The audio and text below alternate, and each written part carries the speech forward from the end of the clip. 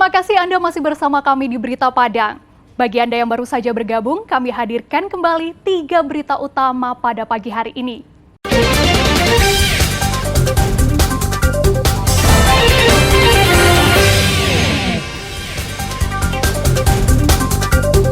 PMI Padang peroleh pasokan darah dari komunitas pecinta otomotif Kota Padang. Pelajar sekolah menengah kejuruan di Padang produksi batik lumpuh.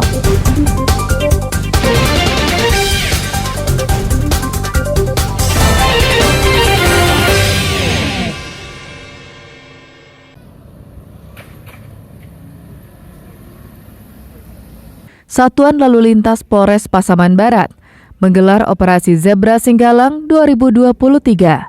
Sasarannya adalah pengendara yang tidak mematuhi peraturan lalu lintas. Setiap kendaraan yang lewat di Jalan Soekarno-Hatta depan Mapolres Pasaman Barat dihentikan dan diperiksa kelengkapannya. Mulai dari kelengkapan kendaraan seperti kaca spion, knalpot, helm bagi pengendara sepeda motor, hingga kelengkapan surat-surat kendaraan seperti SIM dan STNK. Alhasil, hampir 100 pengendara terjaring razia dan diberi sanksi tilang. Sebagian besar adalah pengendara sepeda motor yang tidak menggunakan helm atau tidak membawa surat-surat kendaraan. Saat razia tersebut, ada pengendara yang menambah kecepatan dan berputar balik menghindari razia.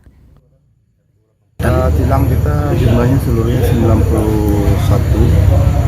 terdiri dari 80 unit ada 2, 6 unit ada 3. Kemudian ada tilang juga yang tilang STNK sama SIM. Puluhan kendaraan yang terjaring razia ditahan di halaman Mapolres Pasaman Barat. Polisi mengimbau pengendara agar selalu mematuhi peraturan berlalu lintas guna mengurangi angka kecelakaan. Safatul Ulum melaporkan dari Pasaman Barat.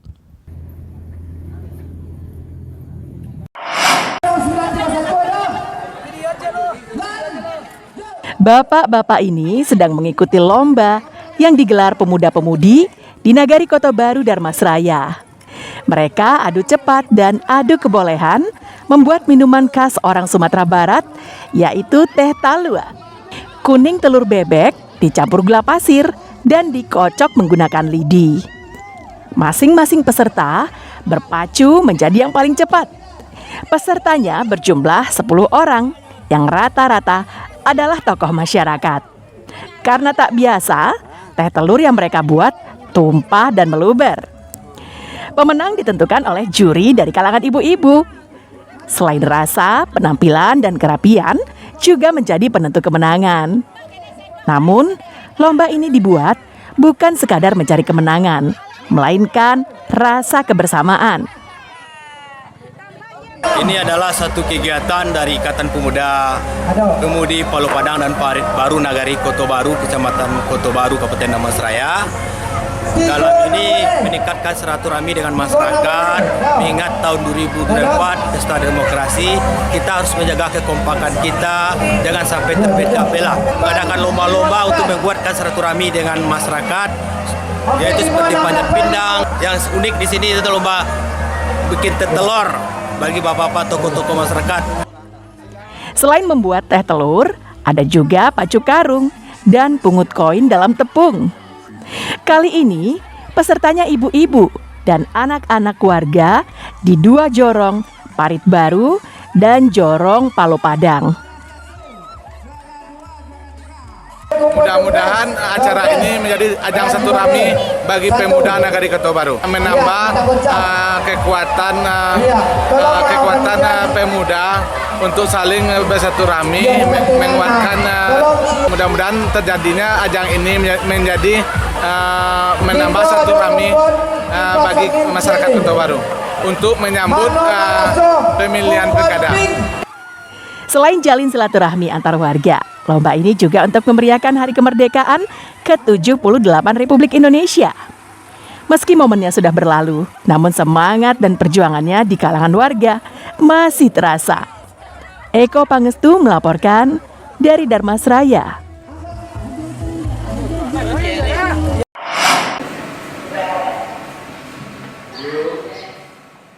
3 sekolah menengah kejuruan di Padang memproduksi batik lumpo hingga memasarkannya. Mereka adalah SMK Negeri 4, SMK Negeri 8, dan SMK Negeri 2. Untuk desain dilakukan oleh para pelajar SMK Negeri 4 yang berlokasi di kawasan Cengkeh, Lubuk Begalung. Ada 10 siswa yang ditunjuk sebagai perancang motif batik lumpo. Setelah dirancang, kemudian dicetak pada kertas besar. Semua dikerjakan di satu ruang kelas tertentu. Inspirasi untuk membuat motif atau corak batik lumpo berasal dari melihat-lihat corak batik lain.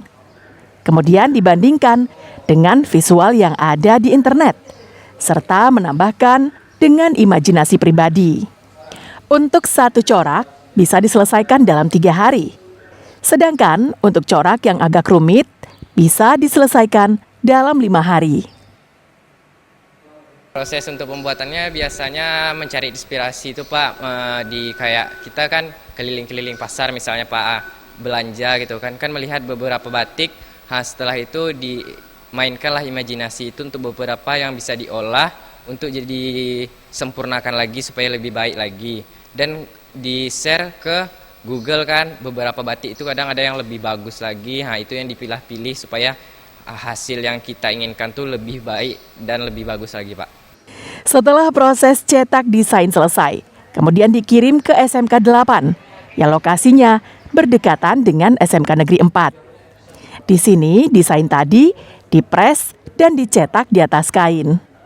Hasilnya kain panjang yang sudah berbentuk kain batik lumpo, kemudian mengguntingnya menjadi potongan kecil ukuran sebuah baju atau pakaian.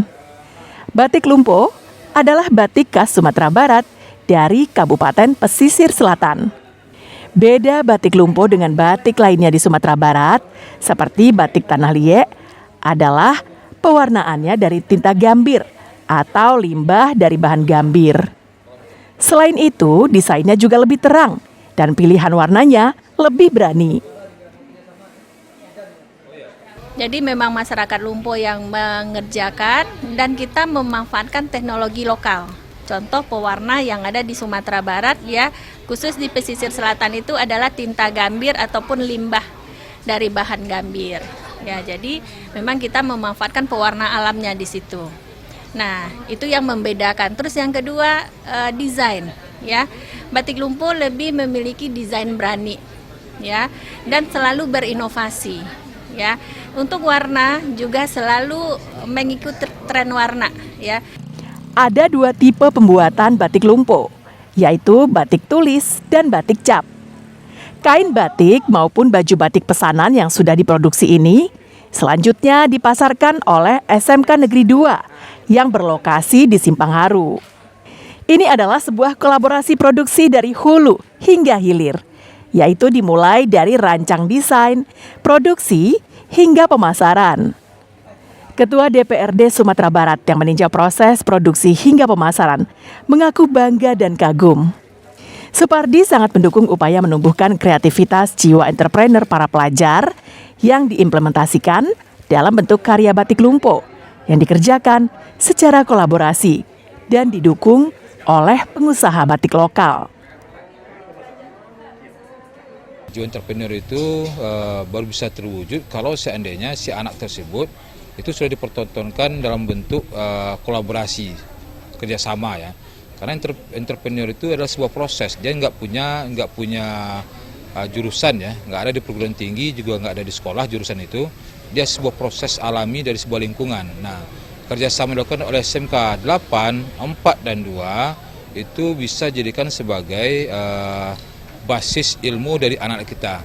Yang dibutuhkan oleh sekolah menengah kejuruan tersebut saat ini adalah promosi dan pemesanan oleh instansi pemerintah agar kreativitas dan jiwa entrepreneurship para pelajar SMK tersebut dalam memproduksi batik lumpo dapat terus terasah dan berkembang. Lauda Juhardio Anse melaporkan dari Padang. Saudara, informasi tadi sekaligus menutup berita Padang pagi ini. Saya Frin Meriana beserta tim redaksi yang bertugas mengucapkan terima kasih. Sampai jumpa.